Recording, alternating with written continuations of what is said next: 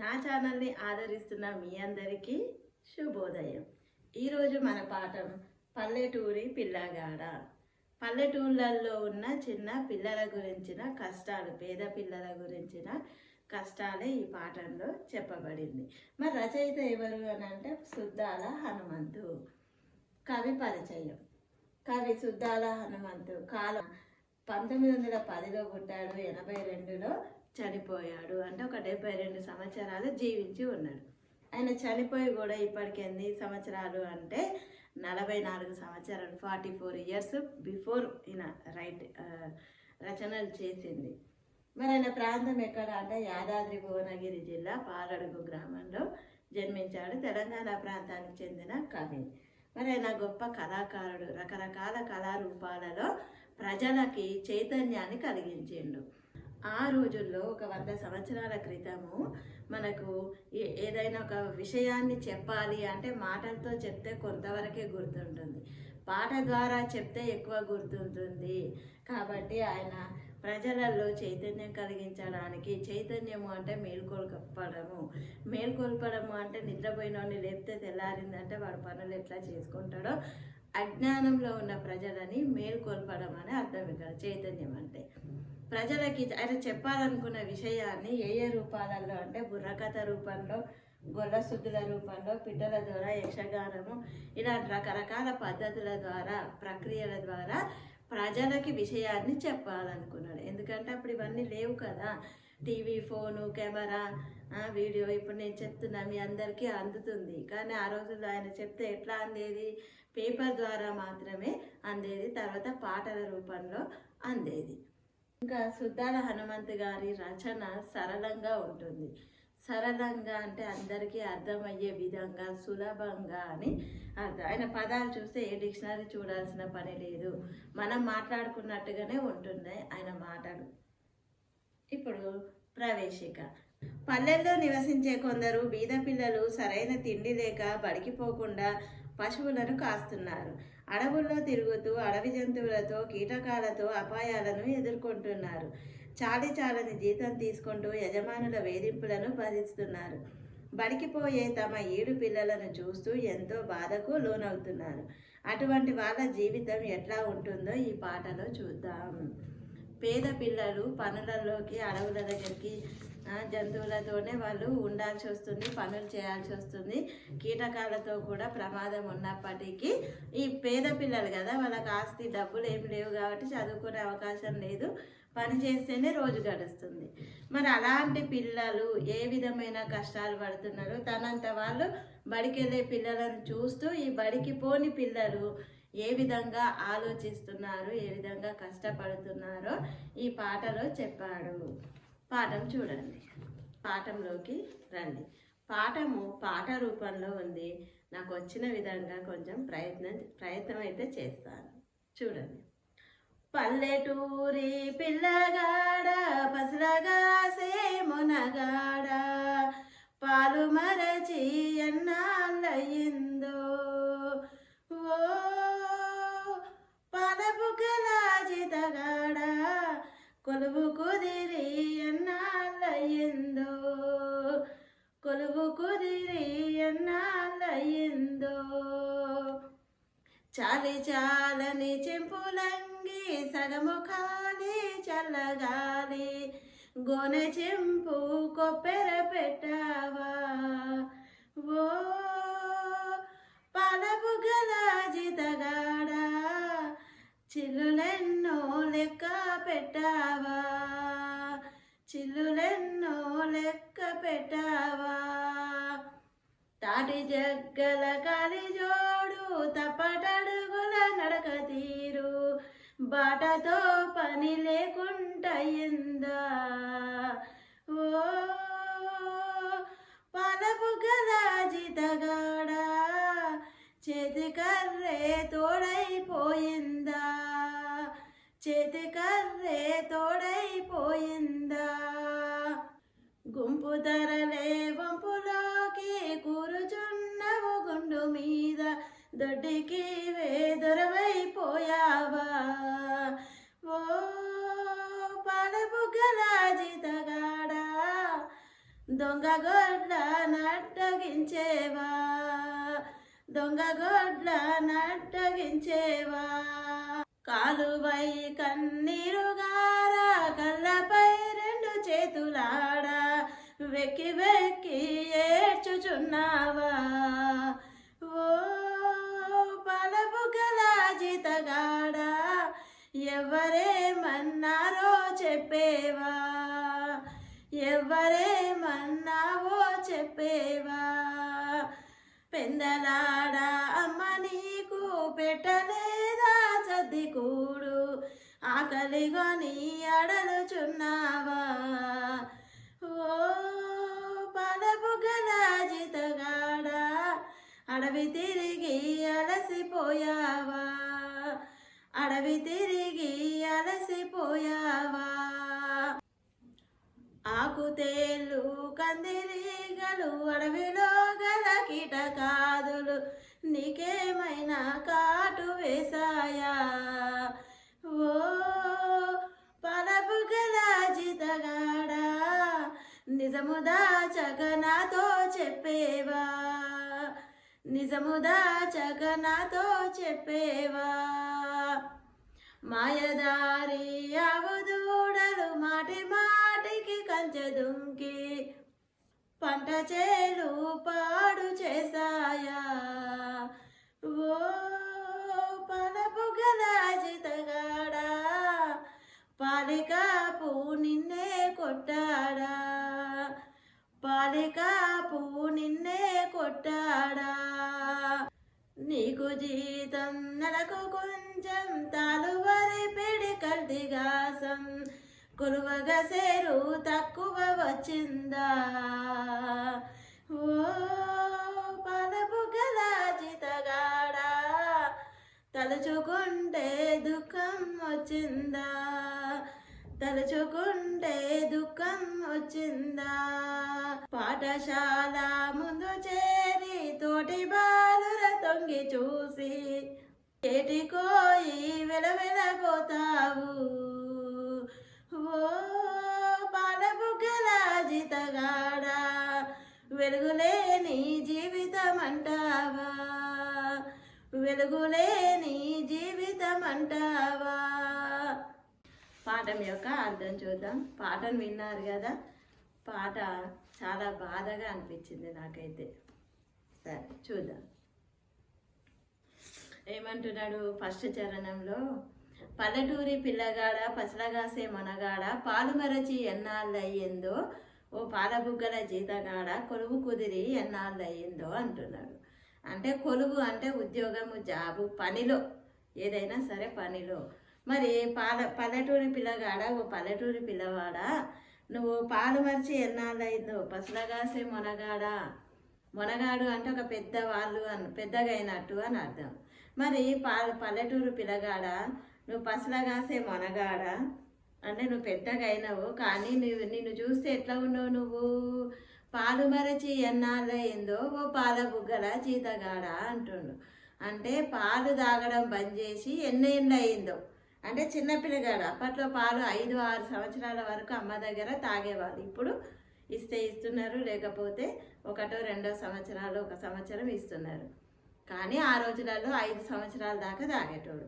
5 ఏళ్ళ తర్వాత ఆ పైన పిల్లగాడిని చూడండి, 6, 7, 8, 9 సంవత్సరాలకే పనిలో కుదిర్చేరు. ఆయన పనికి పోతున్నాడు. ఏ పనికి? పసలగాసే మొనగాడ అంటే పశువులను కాసే కొలువులోకి చేరిండు. మరి పాల బుగ్గల అంటే బుగ్గలు, పాల లాంటి తెల్లటి బుగ్గలు ఉన్నావు చిన్న పిల్లగాడ, నువ్వు కొలువులో కుదిరి ఎన్నాళ్ళయ్యిందో అని చెప్తున్నాడు. ఇంకేమన్నాడు? చాలని చెప్పులంగి సగము కాలి చల్లగాలి అన్నాడు.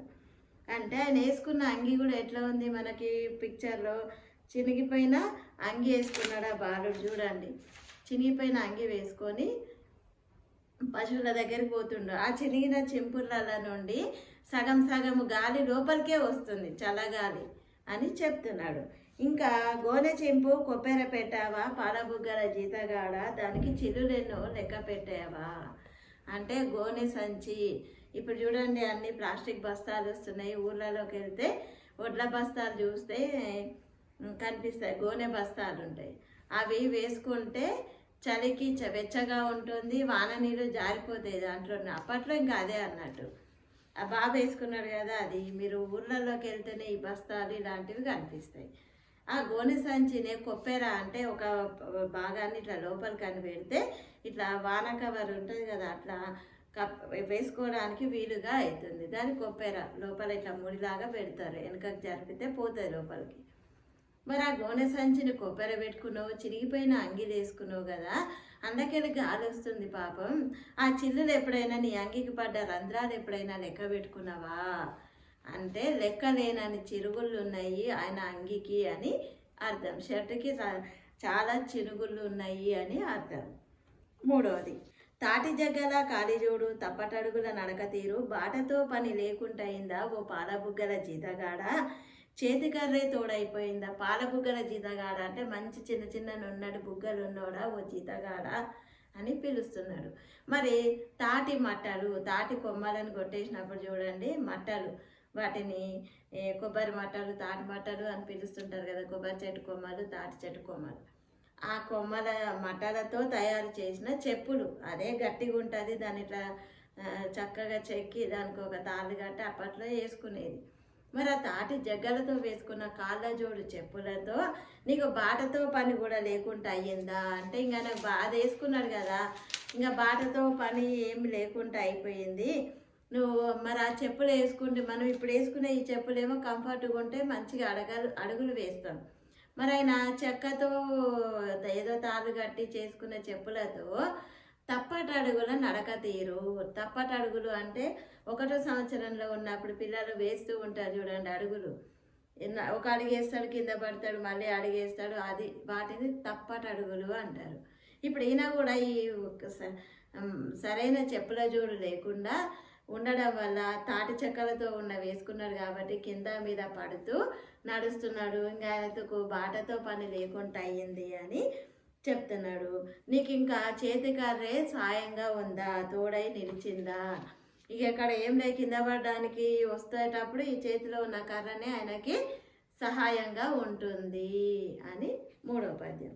4వ పద్యం, గుంపు తరలే వంపులోకి కూర్చున్నవు గుండు మీద, దొడ్డికివే దొరవైపోయావా ఓ పాలబుగ్గల జీతగాడ, దొంగగొడ్ల నడ్డగించేవా. అంటే గుంపు తరలే వంపులోకి అంటే పశువులన్నీ తీసుకొని గుట్టలల్లా వంపులల్లా చెరువు పక్కన బావి కాడ పోతారు కదా, అక్కడ పోయినావా ఓ బండరాయి మీద కూర్చుంటారు. మీరు పశువులను కాసేటోళ్ళు చూడండి, ఓ గుండో బండో దొరికితే దాని మరి ఆవు మేస్తున్నంతసేపు ఆయన నిలబడలేరు కదా, కొంచెం ఎత్తుగా చూసుకొని ఆ గుండు మీదనో బండ మీదనో కూర్చొని వాటిని చూస్తున్నావా, వాటికి నువ్వు దొరవైపోయినావా. దొడ్డి అంటే పశువులని కట్టేసేది, ఆ దొడ్డికి నువ్వు, ఆ పశువులు నీ సంపద, ఇక నువ్వు వాటి వెంట ఉంటున్నావు, ఆ దొడ్డికి నువ్వు రాజువి, రాజు అయిపోయినావా. ఏమన్నా దొంగ గొడ్లని అడ్డగించేవా. మరి ఈ పొలంలోకి వేరే దొంగ గొడ్లు అంటే ఆవులు బర్రెలు పశువులు ఏమన్నా వస్తే వాటిని పక్కకు పొమ్మంటున్నావా, అడ్డం ఇందాక రాకుండా ఆపుతున్నావా. ఈ పశువులను కాస్తూ ఈ దొడ్డికి నువ్వే అయినవు, దొంగ వాటిని వీటిని దొంగ గుడ్లని రానియకుండా కాపు కాస్తున్నావా అని చెప్తున్నాడు. 5వది, కాలువై కన్నీరుగార కళ్ళపై 2 చేతులు ఆడ వెక్కి వెక్కి ఏడ్చుచున్నావా అంటే కన్నీరు చిన్న పిల్లవాడా, నీకు కాలువై కన్నీళ్ళు, కాలువలాగా, కాలువ అంటే నది కాలువ ఒకటే ప్రవహిస్తూనే ఉంటుంది. చెరువులో నుంచి నదిలో నుంచి కాలువలు తీస్తే ఆగకుండా నీళ్లు పోతూనే ఉంటాయి. అట్లా నీ కళ్ళల్లో నుంచి ఏడుపు కూడా కాలువ మాదిరిగా కారుతూనే ఉంది. ఇంకా కళ్ళను చేతులతో అడ్డం పెట్టుకొని ఏడుస్తున్నావా. 2 చేతులు ఆడ అంటే పిల్లలు చూడండి, మనం కూడా ఏడ్చేటప్పుడు ఇట్లా అడ్డం పెట్టుకొని ఏడుస్తుంటాము, కాలువలాగా ఏడుస్తున్నాయి నీ కన్నీళ్ళు. ఆ కన్నీళ్ళకు 2 చేతులను అడ్డం పెట్టుకొని వెక్కి వెక్కి ఏడుస్తున్నావా అంటే మనం చూడండి చిన్నపిల్లలు అమ్మ రాకపోతే ఎక్కి ఎక్కి దమ్ము పట్టి ఏడుస్తారు కదా, ఈ పిల్లగాడు కూడా అట్లనే ఏడుస్తున్నాడు. నిన్నెవరన్నా అన్నారా, నువ్వు మాకు చెప్పవా అని అడుగుతున్నాడు. ఇవన్నీ ఎవరు చెప్తున్నారు అని అంటే కవి అడుగుతున్నాడు. నువ్వు ఈ చెప్పులు వేసుకొని పోయినావా, చిన్నప్పుడే జీతం ఉన్నావా, నిన్నెవరన్నా కొట్టిరా, ఈ చేతులు అడ్డం పెట్టుకొని ఏడుస్తున్నావు అని ఓ పాలబుగ్గల జీతగాడ అని కవి అడుగుతున్నాడు. 6వది, పెందలాడ అమ్మ నీకు పెట్టలేదా సర్దికూడు, ఆకలి కొని అడలుచున్నావా, అడవి తిరిగి అలసిపోయావా. పెందలాడ అంటే పొద్దున్నే అమ్మ నీకు పొద్దున్నే తెల్లవారుజామునే జీతానికి పోవాలి. ఇప్పుడు మనము పనికి పోయేటోళ్ళు పొద్దున్నే పోతారు కదా, పశువులని పొద్దున ఇప్పాలి, రాత్రి ఇప్పాలి, వాటిని మేపుకోవాలి 2 పూటల. మరి పొద్దున్నే లేవంగానే కొట్టుకొని పోతుంటారు అన్నట్టు. అట్లా పెందలాడే అమ్మ నీకు పెట్టలేదా చద్దికూడు అంటే రాత్రి వండిన అన్నం. ఇప్పట్లాగా గ్యాస్ సిలిండర్లు అప్పటికప్పుడు ఫ్రెష్గా వేడివేడిగా మన లంచ్ బాక్సులు కట్టించినట్టు కాదు కదా. అప్పట్లో కట్టెల పొయ్యి, ఆ పొయ్యి వెలిగించి బయట ఊడ్చి వెలిగించి చేసే వరకే 8-9 అవుతుంది. అప్పటి వరకు ఉండరు కాబట్టి రాత్రిలో ఇంత ఎక్కువ వండుకుంటే పొద్దున్నే తినే అవకాశం ఉంటుందని రాత్రిలో వండిన అన్నాన్ని ఉంచుకునేది. అందులో ఇంత పెరుగో ఏదో వేసుకొని తినిపోయేటోళ్ళు అన్నట్టు. మరి నీకు ఇవాళ అమ్మ పొద్దుగాల అన్నం పెట్టలేదా నీకు, మరి ఆ అన్నం పెట్టాక అడవంతా తిరిగి అలసిపోయినవా నువ్వు అని అడుగుతున్నాడు. ఆకలి కొని అడలుచున్నావా, ఆకలితో నువ్వు అలమటిస్తున్నావా, నీకు అమ్మ అన్నం పెట్టలేదా అని అడుగుతున్నాడు. 7వది, ఆకుతేళ్ళు కందిరీగలు అడవిలో గల కీటకాదులు నీకేమైనా కాటు వేశాయా, నిజము దాచక నాతో చెప్పేవా. మరి ఆకుతేళ్ళు ఆకులోనే కలిసిపోతాయి. ఆ తేళ్ళు బయట ఉన్న తేళ్ళు నల్లగుండి కనిపిస్తాయి. ఈ చెట్ల మీద గుట్టలల్లా గడ్డి మీద గుండు మీద కూర్చుంటారు కాబట్టి ఆకుతేళ్ళు నీకు కనిపించకుండానే ఏమన్నా కాటేసినాయా, ఇంకేమన్నా కీటకాలు పాములు తేళ్ళు జర్రులు అట్లాంటివి ఏమైనా కలిసాయా, నువ్వెవరితో చెప్తలేవా, నాకైనా చెప్పవా అని అడుగుతున్నాడు. 8వది, మాయదారి ఆవుదూడలు మాటమాటికి కంచె దుంకి పంట చేను పాడు చేశాయా, పాలికాపు నిన్నే కొట్టాడా అన్నాడు. మరి ఈ మాయదారి దూడలు ఎట్లుంటాయి, ఆవులేమో ఒక దగ్గర మేస్తుంటాయి, దూడలు అట్లా ఒక దగ్గర మేయకుండా ఒక కంచె అంటే ఇట్లా అటు నీ పొలము నా పొలము అని పెట్టుకుంటాం కదా, ఇప్పుడు మన ఇంటికి పెట్టుకుంటాం కదా చుట్టూ కూడా, అట్లా పొలాలకు కూడా కంచె ముళ్ళ కంచెతో రాళ్ళ కంచెతో వేసుకుంటారు. మరి పిల్లలు చూడండి, మేము ఉన్నట్టు మీరు ఉంటారా, మిమ్మల్ని ఇలా కూర్చోబెట్టి పోతే మీరు అవతల క్లాస్కి తిరిగి వస్తారు, అవునా. అట్లనే ఆవు దూడలు కూడా ఆ పక్క పొలాల్లోకి పోతే ఆ పక్క పొలంలోని యజమాని వచ్చి నిన్నేమైనా కొట్టిండా, పంట అంతా పాడు చేసినావు అని అడుగుతున్నాడు. ఇప్పుడు చూడు 9వ దానికి అర్థం. నీకు జీతం నెలకు కొంచెం, తాను వరిపేడి కల్తీగాసం, కొలువగ సేరు తక్కువ వచ్చిందా, తలుచుకుంటే దుఃఖం వచ్చిందా అంటుండు. మరి నెల జీతం ఎంత అంటే కుంచెడు అంటే 4 మానకలు అంటే దాదాపుగా అదంతా అంటే మానక అంటే ఇప్పుడు కిలో డబ్బా ఉంటుంది కదా ఇంట్లో, దానికన్నా కొంచెం అటు ఇటుగా కొంచెం పెద్దగా ఉంటుంది. మరి కుంచెడు అని అంటే కొలిస్తే మామూలుగా ఈ లెక్క ప్రకారం అంటే 7 కిలోలన్నర లేదా 8 కిలోల బియ్యం అని వడ్లు అన్నట్టు. మరి తాలు వరిపిడి కల్తీ గాసం, తాలు అనేది ఇంకా అందులో వడ్ల గింజ ఉండదు, వడ్లలాగానే ఉంటుంది, లోపల ఇట్లా ఇప్పి చూస్తే గింజలు ఉండవు, దాన్ని తాలు అని పిలుస్తారు. కల్తీ గాసం మొత్తం తాలో ఏదో ఒకటి కలిపి నీకు కొలిస్తే కూడా షేర్ తక్కువ వచ్చిందా, 8 షేర్లు రావాలి కుంచెడు అంటే, అలా 7 షేర్లే వస్తున్నాయి అటు ఇటుగా. మరి ఎట్లా కొలిసి ఇచ్చిండో ఇంటికి వచ్చి చూసుకుంటే 7 షేర్లే వస్తున్నాయి. ఇంకా కొలిస్తే షేర్ తక్కువ వచ్చిందని ఏడుస్తున్నాడు. అప్పట్లో ఎదురు తిరిగే అవకాశం లేదు.